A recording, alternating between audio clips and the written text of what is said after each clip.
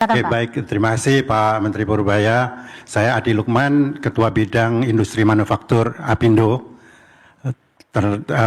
Kami dari industri manufaktur ini kontribusi terhadap PDB cukup besar, 17,39, tapi sedikit menurun dibanding tahun-tahun sebelumnya. Nah, tentunya kami banyak mengalami masalah dan kami sebenarnya sudah cukup merasakan mulai ada purbaya efek ini, sudah mulai sedikit merasakan purbaya efek, sehingga kami sangat optimis Bapak terkait dengan kebijakan Bapak terkait dengan kewenangan di moneter dan fiskal. Kami berharap Bapak bisa mensinkronkan kebutuhan industri terhadap bahan baku dan produk jadi.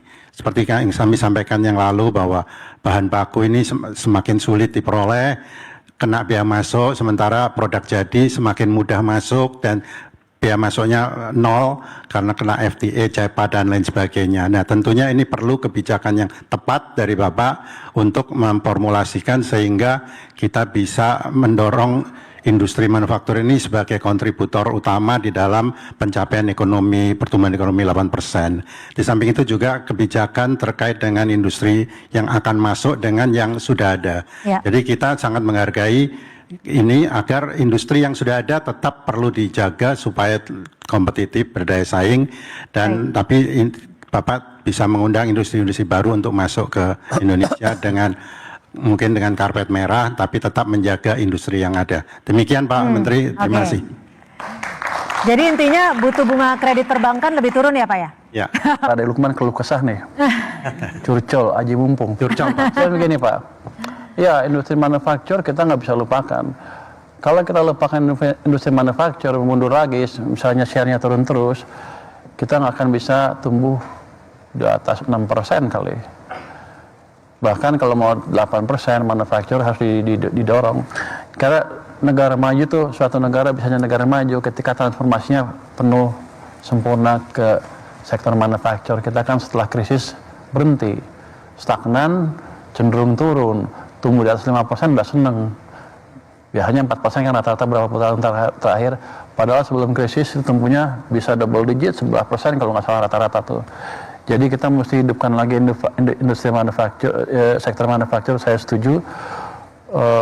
Bahkan itu kalau kan Pak Prabowo lebih mempromosikan yang DGE dan lain-lain, itu kan dua pilar dari Sumitonomics, tapi pertumbuhan ekonomi yang tinggi itu akan dorong dari industri manufaktur dan kita akan mendorong itu juga.